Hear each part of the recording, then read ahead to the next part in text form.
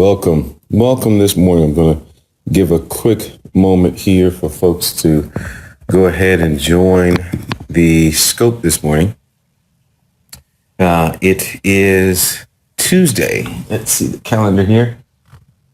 Tuesday, the 8th of December, and day 22 of this journey using the scope here. Good morning. And let's see. Hakasanli 07. Welcome this morning. But it's, again, day 22 of the miracle morning process that I've been going through, which was initiated by this book called The Miracle Morning, written by Hal Elrod. Appreciating the book more and more all the time. And here we are now, day 23, day 23. And 5:30 rolls around, even though I've had about 5 hours of sleep, and bam, I'm up. Feeling good. GZ Apata 76. Welcome to the scope. As you join, if you would, please go ahead and send me a message as to where you're calling in or when you're tuning in from. Love to connect with you and give you a shout out for joining. So definitely appreciate you, especially, the newer visitors, those who've been with me throughout this journey as well, and those who are watching the rebroadcast. I appreciate you all. So thanks for tuning in this morning. I'm going to jump in. I know I've been talking about retirement stuff for a little bit here the last few days, but I thought it might be okay. Forgive me, but I wanted to shift gears a little bit. We've been jumping into pension plans. We've been talking about 401ks. I even talked a little bit yesterday about self-directed IRAs, and I think I gave you Midland IRA as one of the options, to start looking into to see what might work for you in terms of a company who can do all the administration, paperwork, all that kind of stuff for you, so you don't have to worry about knowing all of this stuff on your own. So hopefully that was helpful for you. Back up a little bit for those who are new to my scopes. Welcome. Again, go ahead and send a message as you're joining. Let me know where you're tuning in from so I can give you a shout out. But definitely appreciate everyone coming online. Again, my name is Kofi Ford. I am coming to you live just outside of Atlanta, Georgia. So here on the East Coast, it's just, let's see, what time is it now? It is what? It's 5:53. 5:53. Wow, this is a time I never used to see. Just over 3 weeks ago, I'd be long, deep sleep, probably in REM sleep right now, having some great dreams potentially. Pulled out the Morehouse sweatshirt this morning, representing for my HBCU. Let's see, let's get it all in vision here. Love my school. Absolutely love it. Had my 20-year reunion this year, which kind of blows my mind that it's been 20 years since I graduated from college. In any case, let me not digress too far. Kofi Ford out of Atlanta, or just outside of Atlanta, Georgia. Background in consulting, specifically in retirement benefits. Focus most of that career time, 18 years or so, on pension plans specifically, but also, mix that in that 18 years, a few years here and there dealing with executive benefits, as well as DC, which is 401k, 403b stuff, as well as health and welfare stuff, and some other consulting things that I've done as well. So I've been doing it on my own for a little bit here, and also investing in real estate, as well as doing some distribution, using or actually connecting people to savings and the products and services that they use every single day. We've got relationships across the country where we can connect people, not just here in the United States, but in a few countries around the world, to actually help them save on those products and services. You can find more out about that on my website at kofifordonline.com. But I want to focusing more on these scopes, on things that hopefully are geared to help you. Um, you know, we started in one vein. We decided to jump into retirement for a little bit. So I'm going to step back just for a moment. And, I had a thought that hit my mind. There's this story that I tell people a lot of times when I do presentations. I do them online or I do them local. It doesn't matter. But there's a story that I heard years ago, and it made an impact on me to really cause me to think about the plan that I was utilizing to get success. Basically, it goes something to the tune of there's an experiment that's being done. Okay, so imagine, if you will, a facility that's been set up, and there are a bunch of scientists behind the glass, and this is a long-ranging experiment that's going on. Okay, one side of the glass are all these doctors and scientists, and they're studying a group of apes, 5 apes. Okay, 5 apes that are in an environment, enclosed environment, and they're studying them over this period of time. And the experiment is such that, or set up that there is a long stairway. Okay, and at the top of that stairway, the scientists place a load of bananas. Okay, and this is where they feed of the bananas to the apes. They give them everything else everywhere else, but these bananas that these apes really love, they're placed at the top of the steps. So, for days, for weeks, for months, however long, the apes are going up and down those stairs to get the bananas that they want. The treat outside of everything they get to eat in regular. So they shift the experiment now. They continue to put the bananas at the top of the stairs, but now, as the apes start to go up the stairs, they spray a jet of cold water directly down on the apes. So it doesn't matter if it's 1 ape or 3 apes or all 5 that try to go up the stairs. If one starts to go up the stairs, they spray that ape and the other 4 inside the facility as well, drenching cold water pouring down on them, which completely freaks out the apes, and they try to run away from wherever the water's coming from. As soon as the ape comes off the stairs, they immediately shut off the water.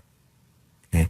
And they continue doing that process. As soon as an ape starts to go up the stairs, damn, they send down torrential rains to completely, gush these or drench these apes to keep them off the stairs. So what happens? Well, of course, over time, and it may take a month, it may take longer. Over time, the apes figure, we're not going to go on those stairs. They don't want to deal with that cold water. So all the apes, all 5 of them, no longer go up the stairs to get these bananas that they love. And they continue to see them at the top of the stairs, but they refuse to go up those stairs because they know exactly what's going to happen to them when they start to step on those stairs. So the experiment continues further. They've stopped going up the stairs. Now the scientists remove one of the apes. Okay. So now there's 4 of the original apes, and they put one new one in with the group. Okay. So you get 4 original ones and one new one comes in. Right. They close the facility down. They close up shop and they restart the experiment. Now, of course, this new ape is in there. He knows nothing about what's been happening. He sees the bananas at the top of the stairs. Oh my God, let me go get these bananas. So he immediately starts to rush up the stairs to get the bananas. What happens? Bam, he's hit with the cold water. I'm like, oh my God, what's going on? So what happens? He learns, he eventually breaks out of it. And as a matter of fact, as he's going up the stairs, the other 4 apes make a rush towards him to prevent him from going up the stairs because they don't want to get shocked by that cold water. So continues on. Eventually, it gets to the point where the scientists actually shut down the water. No longer are we even going to freeze these apes with water coming out of the pipes because they now understand what's going to happen if they continue up these stairs. They continue the process. They remove another one of the original 4. So now there's only 3. And they've got 2 new apes. And in these 2 new apes, the newest one, of course, to the facility, starts to go up the stairs. What happens? These 4 that have been in the facility, the original three, one of the new ones, immediately rush after this new eight. And they start to beat it down, prevent it, holding it, keeping it from going up the stairs. Don't do it. Don't do it. Don't do it. Because we know what's going to happen if you go up these stairs. Wow. He doesn't understand why this is happening. All he knows is that he's trying to go get the goods. He wants the goal at the end of the stairs. But they won't let him go get it. And they continue to repeat this process till eventually, one by one, 3 down to 2, down to 1. Eventually, there's 5 apes in this facility who know nothing about the cold water. They know absolutely nothing about it. They've now been in this facility and they've experienced every single one of them has experienced the process of trying to go up the stairs and having the rest of the apes that are inside the facility already come after them to prevent them from going up the stairs. So now we have 5 apes who've never been drenched by water, who are all in this facility, but none of them will go up the stairs after the bananas. Why in the world is that the case? They have nothing that's happened to them negative to prevent them from doing it, but they've learned now through generations, through the previous generations, what not to do. And now these same 5, if you continue to exchange them out and shift the numbers and put in new gorillas all over the place, where it's four old ones, 1 new one, whether there's 3 new ones and 2 of the old ones, all of them eventually learn not to go up the hill stairs to get those bananas. And why am I telling this story? You think about it. Why do we do what we do? Why do you do what you do every day in terms of the plan that was given to you for success? See, I know the plan that I was given, and it helped me get to Morehouse. I still love my school. I'm proud of the journey I took that got me to Morehouse College. But the story that I was told was, you go to school, okay, you do well in school, and you do well enough, you go to college. And it's on the plan. I'm telling my kids even now, go to college. But my plan is a little bit different. I'll tell you the difference here. But go to school, you go to college. After college, you perform well, and you get out and you get a good job. Okay? And that job, welcome to God's favorite 5. Yeah, I figured you might be on today.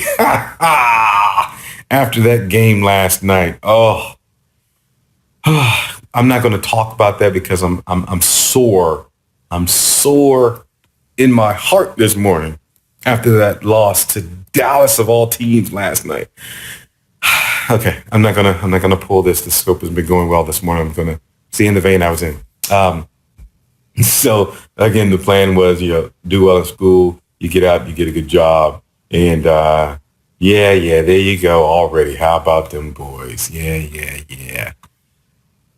If it wasn't for Deshaun Jackson, who immediately needs to be cut from the team, you all would have lost. And if one other freaking missed field goal. But again, congratulations on your victory. I'll let you have that. And we can talk about this some other time. Anyway, I was talking about the plan for success. I don't know where you all grew up. I grew up in the Washington, D.C. area. Your plan may have sounded very similar. It seems the more I tell this story, I bump into people who heard the exact same thing from, their family members. But, school, college, out of college, get a good job. That job is going to give you one thing that's called benefits. And you've hit the pay dirt, wonderful. You're set for life. And then you work that job and you do it well. And eventually one day you get to retire and you get to live out your dreams. I don't know how, I'm so curious. How many of you out there have heard that story? I wish you raise your hands right now and I could see you across the room, because typically I'm doing this in front of a room and I can see, the number of people who are raising their hands. And it doesn't matter, if they're from DC or if they're from LA, whether that's Los Angeles or Lower Alabama. It never matters. Usually folks have heard pretty much the same story. It may be a little bit different, but that's usually the story. And I did those things. I did well enough that I earned a scholarship and, got my college completely paid for. got a good job in consulting and had a pretty good career, good income by all standards. I'm sure that most people would have said that I made it. The unfortunate side that, you know, that wasn't included in my story. And I don't know if you had this included in yours, but my story didn't have the other piece that said, with that good paying job, the higher you move up that ladder, then the more time you're going to spend away from your family. As I grew up, things changed in my household. Like I married, I had kids, I had family. So I wanted to spend time with them. The last thing I want is for my kids to be raised by the TV or to be raised by someone that I may not necessarily have the most confidence in. So I wanted to be around. I want to impart to my kids. I got three boys, they always wanted daddy. It was a great to come in the house and hear daddy's home and the excitement associated with that. But on the other side of the coin, I had to deal with leaving out to get on a plane to go travel to another city and hearing tears and crying. When I was walking out the door, got to the point where I would go to the grocery store and my son would think I was leaving town and would start to cry. And I don't know about you, but that tugged on my heart hard, tugged hard, because you balance you as a man, you're creating a lifestyle for your family, but you're not there at the same time. And you judge what's more important. You hear this whole thing about work life balance. Well, I don't know if that exists. How do you balance where you have an employer gives you a laptop, which on the surface sounds great, but you find that you never tune out of the job. That laptop is home with you all the time, and I'm getting text messages or phone calls from the client when I'm not in the office. I'm on vacation with the family, known vacation. I'm getting communication coming to me while I'm on vacation. That's not the lifestyle that I wanted. Why is it that you can't have both money and time? Who says you can't? The money was coming in, but I didn't have the time that I wanted. And my time, you start to realize, especially as your kids grow up, and they're starting to move out of the house. I have one that's in college already. You start to really look at the fact that time moves a whole lot faster than we think. We don't see it. We can't see all the changes that are happening to the people in our household every single day. But a year goes by, 5 years go by, 10 years go by, and you're like, oh my God, the time is flying. Am I doing what I want to do? Am I where I want to be? Am I moving down the course of life that I want? Not the plan that was given to me. Is that the success that I wanted? I don't know if you've been looking over the top of my head for the last few days, but I've got this thing written on the wall here, and it's probably written backwards. But I think I wrote up here, what does success look like for you? Let's see. Yes, what does success look like for you? That's something in the household here. What does success look like for you, though? You know, Success doesn't have to be just a good job. Why? Success could be that the kids have everything that they need. Success could be that I've got time to vacation with my kids. Success could be that I've got the time to impart into my children and spend time with my mate, to develop a relationship. You know, Success could be that I've got the income that I want, whether it's $2,000 a month, $10,000 a month, or $100,000 a month or more. I've got the income that I want.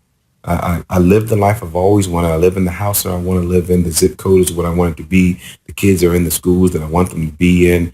We can drive the types of cars that we want to drive. We can give the amount of money that we want to give to our church, to charities, to others. We can help other people in giving our time, whatever that looks like for you. I know maybe a week ago now or so, I did a scope about 12 things that I think everybody should have in terms of the income that's coming in. And included in that is giving good gifts to your children.